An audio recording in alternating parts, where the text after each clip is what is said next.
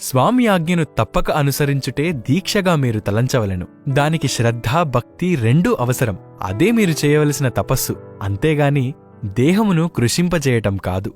పుట్టపైన మర్దించిన పాము మరణించున, తనువును దండించిన తత్వజ్ఞానము కలుగున తలంపులను దండింపవలేను.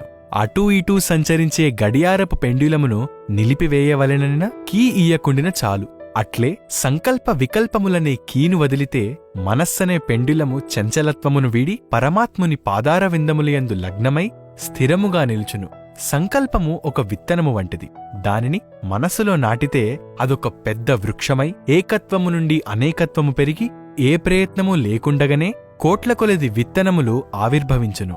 సంకల్పములను అరికట్టక ఏకాగ్రత కుదరదు. అందుకు నిరంతర పరిశ్రమ, అఖండ సాధన అవసరము. ఆ సాధనలో కూడా అవిశ్వాసము అంకురించిన అన్నీ వ్యర్థమైపోవును.